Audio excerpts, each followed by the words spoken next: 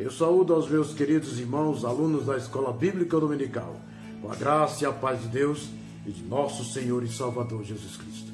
Meus queridos, a partir de agora nós estaremos estudando a lição de número 7, que tem por título Confiança em Tempo de Aflição. Estamos precisando pensar sobre essa realidade.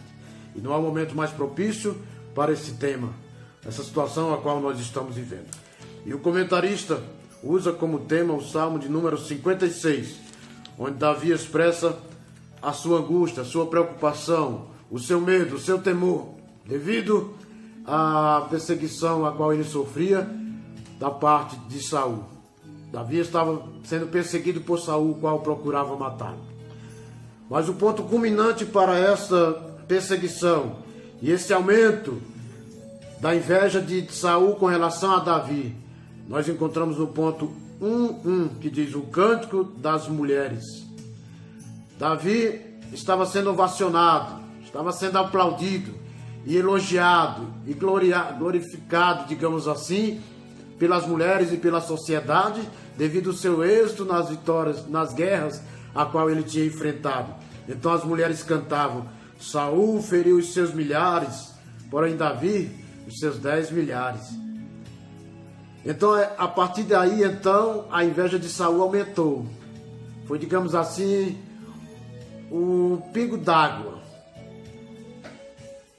a gota principal, a gota d'água, para que Saul não conseguisse segurar o seu ódio, a sua inveja com relação a Davi e procurasse matá-lo. Diz o texto que, lá em 1 Samuel, que Davi fugiu da presença de Saul e foi para Gate, cidade natural do seu maior inimigo, que foi o gigante Golias. Mas ele fugiu para lá. Mas nós sabemos que, diante dessa circunstância, Deus sempre estava com Davi. E o que mais me alegra é a confiança que Davi tinha em Deus. Quando ele diz, no Salmo 56, verso 3, ele diz: no dia em que eu temer, hei de confiar em ti. Podemos observar aqui um paradoxo, como temendo e ao mesmo tempo confiando. O que ele quer dizer, meus irmãos, é que mesmo você não se achando em condições de vencer, não vendo em você, em si próprio, em você mesmo, forças para superar tal situação, você deve confiar. O temor, muitas das vezes, nos sobrevém. O medo, até às vezes, por ocasiões, nos é útil e é importante e é favorável. Porque o medo muitas das vezes nos leva a refletir antes de agirmos e fazermos tal coisa. Então, o medo muitas das vezes nos ajuda a não tomarmos decisões precipitadas. Uma criança sem entendimento, ela não tem medo, ela se joga em qualquer precipício aí. O adulto não, ele já pensa um pouco, porque ele tem medo, ele vê um obstáculo, ele não, eu não vou conseguir ultrapassar esse obstáculo. Então ele não faz. Isso é o medo de repente se dar mal naquela ação, naquela atitude. Então ele pensa, né? E o medo muitas das vezes nos é favorável. Mas Davi, nesse momento, ele se encontrava com medo, porque ele sabia que Saul vinha atrás dele com todo o seu aparato de guerra. E diz o texto aqui que Davi clamou: em Deus louvarei a sua palavra, em Deus pus a minha confiança. Temos em qualquer momento, em todos os momentos da nossa vida, meus queridos, por a nossa confiança no Deus Todo-Poderoso. O ponto 1.2 diz as ações do inimigo de Davi. Quais foram as ações do inimigo de Davi? Né? Nós lemos o livro, as estratégias. Davi foi perseguido durante toda a sua vida, pelos seus inimigos, pelo próprio Saul, pela sua própria família, seus filhos, teu filho, Absalão tentou matá-lo, querendo tomar dele o trono, né? Houve muitas desgraças na vida de Davi, mas ele confiava sempre no Senhor. E nós sabemos que também nós não estamos isentos, irmãos, dessas perseguições, né? Das investidas das forças espirituais que tentam destruir a nossa vida espiritual.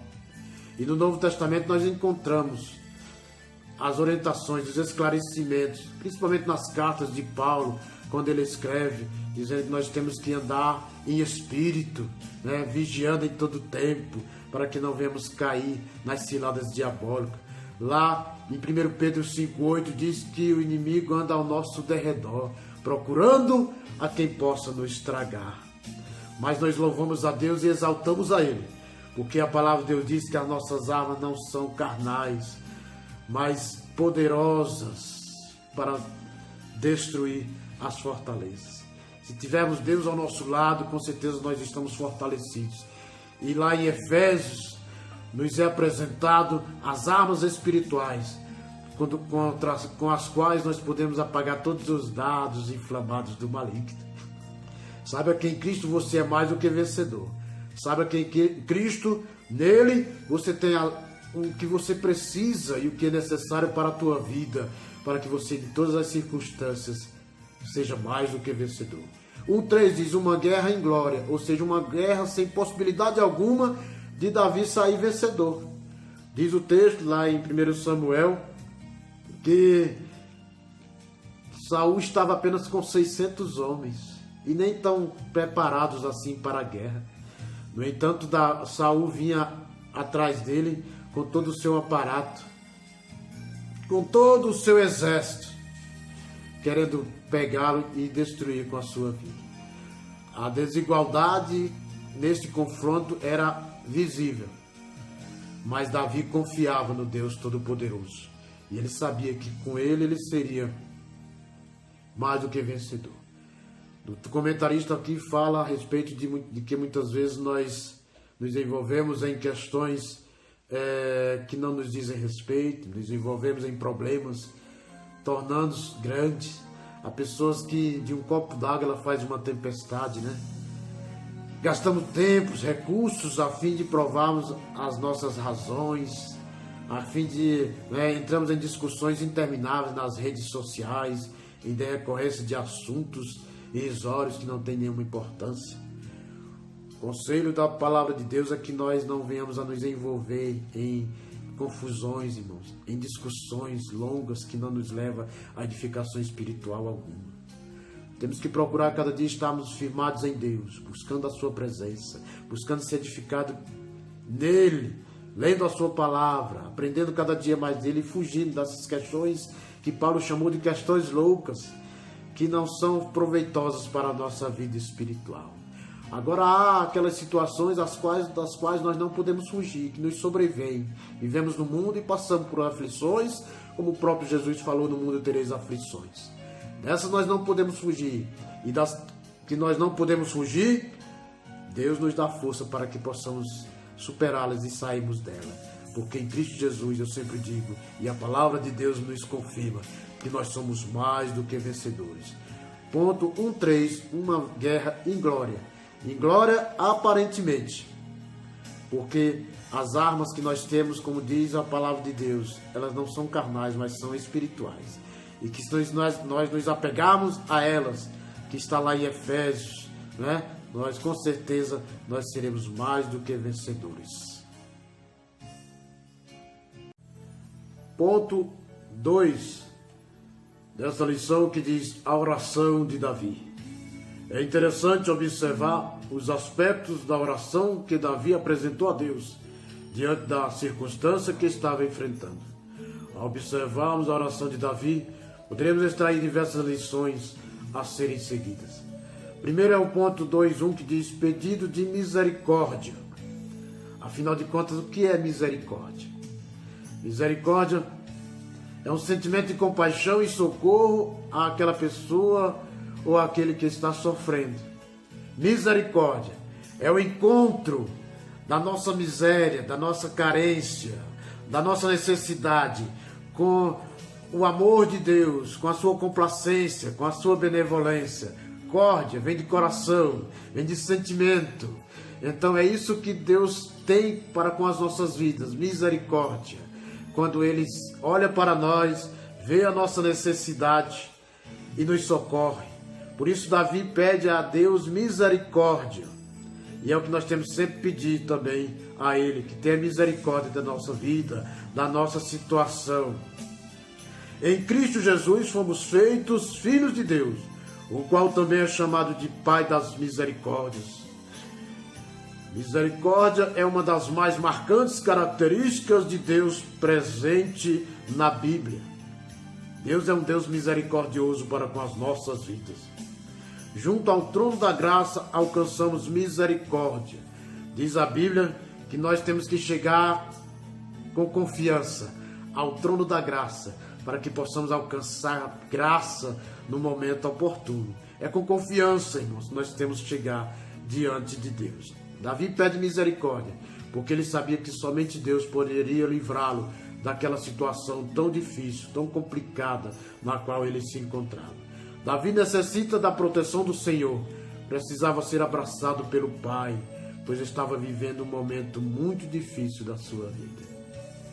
Na hora de dificuldade, de momentos insolúveis, que nós muitas vezes achamos que é, em Deus está a nossa confiança. É em Deus que nós temos que esperar. O salmista disse em certa ocasião: na minha angústia clamei ao Senhor, e Ele se inclinou para mim e ouviu o meu clamor. Espera em Deus, pois ainda o louvarei. Era sempre ao Senhor Jesus, no Senhor Jesus que Deus, no Deus Todo-Poderoso, que Davi se apoiava e buscava, porque ele sabia que nele, na pessoa do nosso Deus, ele teria a solução para os seus problemas e a resolução para tudo aquilo que muitas vezes ele achava impossível. Porque há momentos, situações na nossa vida nas quais nós achamos que não vemos por onde fugirmos de tal situação. Mas nós temos que ver que o agir de Deus é poderoso. Agindo eu, diz o Senhor Deus, quem impedirá? Quem pode agir contra o nosso Deus quando Ele se propõe a nos abençoar, não é mesmo? Então o tópico 2:1 fala a respeito do pedido de misericórdia de Davi, pedindo misericórdia a Deus. O 2:2 fala: leva em conta as minhas peregrinações. O salmista expressa que tem certeza de que Deus sabe da sua aflição e dificuldades, assim como do seu contínuo cuidado. Deus sabe das nossas necessidades. Deus sabe do perigo o qual estamos passando. A Bíblia diz que os olhos do Senhor estão sobre os justos, estão protegendo, estão guardados. Nós estamos guardados em Cristo. Ele nos guarda, Ele nos protege. Nós temos que ter ciência, irmão, e consciência e segurança no contínuo cuidado que Deus tem para as nossas vidas. Saiba que no momento mais difícil da tua vida, você não está só. Deus está ao teu lado. Se por um lado os inimigos, o diabo, como diz a palavra de Deus, anda ao nosso derredor, por outro lado, os anjos do Senhor estão ao nosso redor. Porque a palavra de Deus diz que os anjos do Senhor acampam ao redor dos que o temem e os livra. Ó, que maravilha! Esta é a segurança que nós temos quando estamos verdadeiramente em comunhão com Deus Todo-Poderoso. Deus não está alheio aos nossos sofrimentos. Quando Jesus esteve presente na terra, não só enxergava, mas tinha compaixão pelo sofrimento das pessoas. Jesus não era aquele homem que apenas olhava e via a necessidade das pessoas e dava as costas. Não, ele se compadecia. Deus, na pessoa de Jesus Cristo, não deixava ninguém, não dispensava ninguém de mãos vazias, não. Deus sentia misericórdia, amor, carinho, desejo de se compadecer das pessoas as quais iam até Ele. E Ele está presente em nossas vidas. Deus está conosco. Uma das coisas que nós temos que sempre agradecer a Deus é pela presença maravilhosa que temos dEle na pessoa do Espírito Santo em nossas vidas. Deus habita na minha vida e na tua vida, meu querido, através do Espírito Santo de Deus. Por isso você não está só, em momento algum. Nunca se sinta só neste mundo. Saiba que Deus sempre está ao teu lado. Em qualquer momento, Deus está ao teu lado para te socorrer, para te ajudar e para te fazer vencedor, para te fortalecer. Ponto 2:2, ele fala a respeito dessa realidade. Deus conhece o nosso sofrimento, as nossas angústias. O Senhor Jesus, antes de subir, ele diz: eis que estou convosco todos os dias, até a consumação dos séculos. O 2:3 fala: faça a tua justiça. Davi indaga ao Senhor se os seus inimigos escapariam. Davi estava enfrentando tal situação em decorrência de ter exercido o seu chamado. E ele sabia que ele não tinha praticado nenhum ato que seria digno a ele daquela perseguição, daquela fúria por parte de Saul, né? Ele sabia, por isso ele confiava que Deus iria dar a ele o livramento naquele momento tão difícil da sua vida. O comentarista diz: é verdade que os constantes ataques podem nos causar ira, amargura, mas é necessário descansar no Senhor, deixando que Ele exerça a sua justiça. Há momentos na vida da gente que a gente tem que tomar com as nossas próprias forças e tentar resolver as coisas mediante nosso próprio entendimento, mediante aquilo que nós achamos que deve ser feito. Mas a Bíblia nos orienta a colocarmos na mão do Senhor. Ele é o nosso justo juiz. Ele é que julga as nossas causas. Ele é o nosso advogado. Ele é o nosso juiz. Ele é o nosso advogado por excelência. A justiça de Deus separa o falso do verdadeiro, o joio do trigo, as boas obras das más obras. Lá em Mateus 3:12 diz que ele tem na sua mão a pá, e na sua eira fará diferença, fará separação do joio e do trigo. Chegará o momento que Deus há de separar os bons dos maus e dará a cada um segundo a recompensa será dada a cada um mediante aquilo que cada um fez no que diz respeito e concernente às coisas espirituais. Então nós sabemos que a justiça correta e a justa justiça está nas mãos do nosso Deus. Foi por isso que Davi diz no ponto 2:3: faça a tua justiça. Eu sei, Senhor, que se eu agir, eu poderei agir de maneira injusta, né? Talvez com momento de ira, nós agimos e fazemos coisas que não é do agrado a Deus. Nos precipitamos em nossas colocações, nos precipitamos em nossas atitudes. Por isso é preciso, é indispensável, é imprescindível que coloquemos tudo nas mãos do Senhor e na hora certa Ele há de julgar. Ponto de número 3. A confiança em tempo de crise. Ao escrever esse salmo, Davi demonstrou atitudes que revelam a confiança no Senhor em tempos difíceis. A confiança é pressuposto da oração. Ao dobrar os joelhos diante da face de Deus, é preciso fazê-lo com fé, tendo certeza do agir de Deus. A experiência de Davi alimenta nossa confiança no Senhor. Nós temos que ler o livro de Salmos de Davi, né? E aprendemos a cada dia, através da experiência de Davi, confiarmos mais no Senhor. O 3:1 fala: louvor a palavra de Deus. Davi sabia que, independentemente das circunstâncias, do momento no qual ele estava passando, perseguição, ele sabia que a palavra de Deus iria se cumprir em sua vida. As promessas que Deus tinha feito à sua pessoa iriam se cumprir. O salmista declara que em Deus louvaria sua palavra. O termo é sinônimo de gloriar-se na palavra do Senhor. Davi estava vivendo um paradoxo. De um lado, as ameaças e os planos de seus inimigos para matá-lo. Do outro, as promessas de Deus, né? Saul planejava matá-lo, mas Davi sabia que ele tinha promessas de Deus para a sua vida. Então, é isso que nós temos que fazer também. Diante das dificuldades, das perseguições, nós temos que procurar confiar e saber que as promessas de Deus hão de se realizar em nossa vida. Era preciso fazer uma escolha: entregar-se à desgraça ou confiar na palavra de Deus. Davi fez a melhor escolha. Ele prefere dar valor à palavra de Deus, demonstrando conhecer as promessas do Senhor. Você conhece as promessas do Senhor para a tua vida? É preciso conhecer e dar valor à palavra de Deus. Pode você estar passando por qualquer momento, faz parte da vida. O Senhor Jesus disse: no mundo tereis aflições, mas saiba que aquilo que Deus te prometeu, elas irão se cumprir. Não adianta vir os pensamentos contrários, as opiniões contrárias, o inimigo, né, procurar querer destruir a tua esperança e te perguntar: onde está o teu Deus, né, que não te socorre, que não te abençoa, que não realiza as promessas que Ele prometeu a você? Não, você tem que confiar e saber que Deus está no controle de todas as coisas. E as promessas do Senhor não falham. Nosso Deus é um Deus que não falha.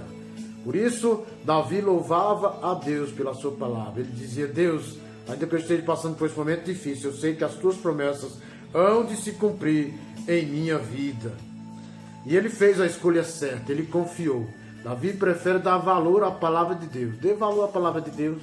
Dê valor àquilo que Ele te prometeu. Ele não se esqueceu e jamais esquecerá.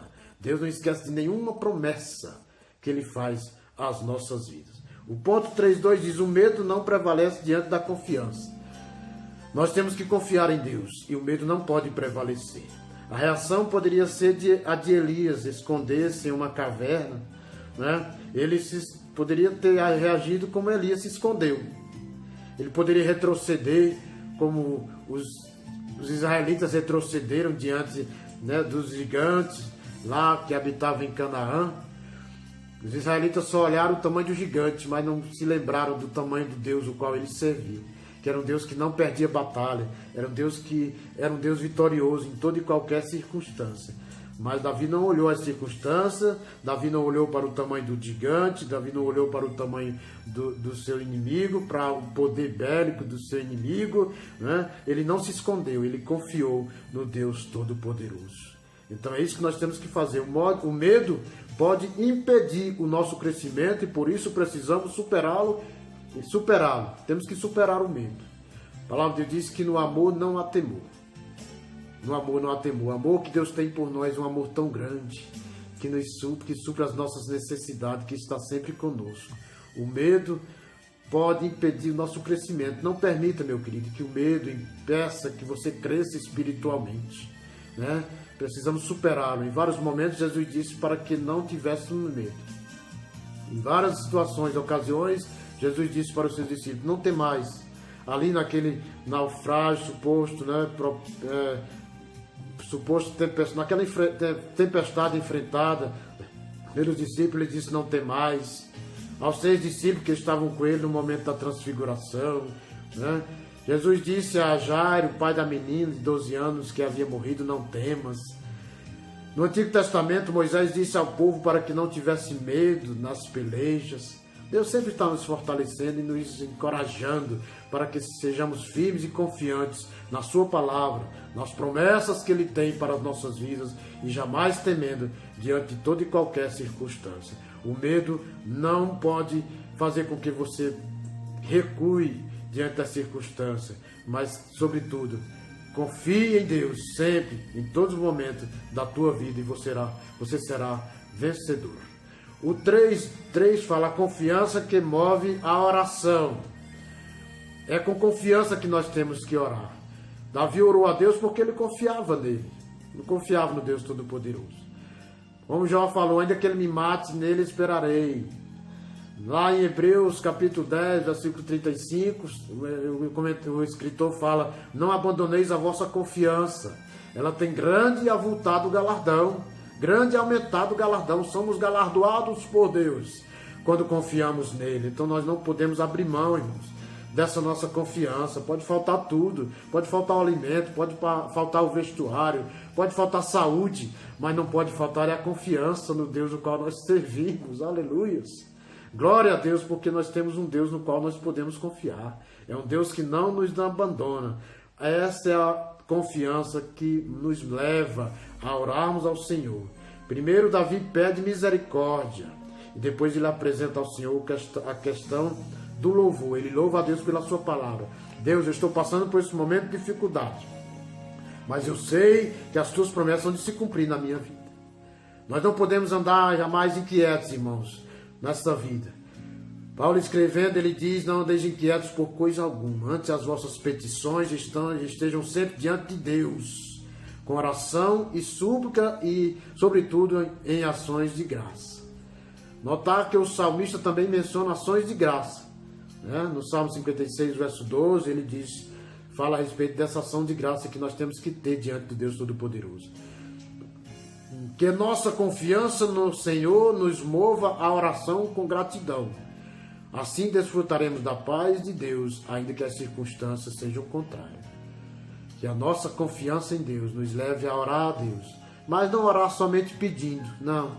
Temos que orar agradecendo pela presença de Deus em nossa vida. Sempre que eu oro, eu digo: Deus, obrigado, acima de tudo, pela tua presença em minha vida, porque é a tua presença que me traz paz, é a tua presença que me traz alegria, é a tua presença que me dá conforto e segurança, é a tua presença que me dá forças para superar todo e qualquer obstáculo que por acaso me sobrevenha. Então nós temos que agradecer a Deus por tudo, em tudo dai graças, porque esta é a vontade de Deus. A confiança que nos move à oração. Meus queridos, na Bíblia nós encontramos 52 versículos falando a respeito de confiança, sobre confiança. E 366 versículos falando não temais. A minha pergunta é: como está a tua confiança diante do Deus o qual você serve? Qual o teu grau de confiança para com Ele? Um dia está bem, um dia está lá em cima, outro dia está lá embaixo. Mais ou menos, não, mais ou menos não. Esse termo nós podemos usar com relação às pessoas. Você conhece alguém? Conheço. Você confia nele? Confio. Mais ou menos. Com os homens nós podemos agir assim, mas com Deus não. Ou você confia ou não confia. E não adianta você querer enganar a Deus, porque Deus não se deixa enganar. Lá em Naum, capítulo 1, verso 7, diz que Deus conhece aqueles os quais nele confia. Deus conhece, Deus sabe se você confia ou não. Como eu já disse, Hebreus 10, 35, não abandoneis a vossa confiança. Temos que confiar em Deus, irmãos, porque nós somos galardoados quando assim fazemos. Então não adianta enganar, orar, dizer: Deus, como eu confio em Ti, e no coração está dizendo: será se Ele está me ouvindo? Será se Ele vai responder a minha oração? Não, irmão. Porque Ele sabe se você conhece, se você confia ou não. Naum, capítulo 1, verso 7, Deus conhece os que nele confiam. A minha segunda pergunta é: você quer aumentar o teu grau de confiança nele? Se a resposta for sim, eu tenho uma receita para você. E a receita é: procure ter mais intimidade com Ele, procure ter mais comunhão com Ele, procure conhecê-lo melhor.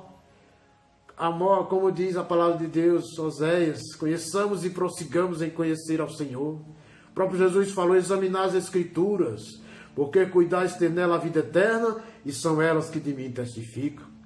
Então, se você quer ter uma maior intimidade com Deus, uma maior aproximação, uma maior confiança, você quer que o teu grau de confiança com relação a Deus aumente, procure ter mais intimidade com Ele, baseado no conhecimento, fundamentada na palavra dele, na sua palavra, porque assim você conseguirá ter mais segurança naquilo que Ele fala a você. Você passará a ter mais confiança na pessoa de nosso Deus e passará a desfrutar das bênçãos que Ele tem reservado para aqueles que nele confiam.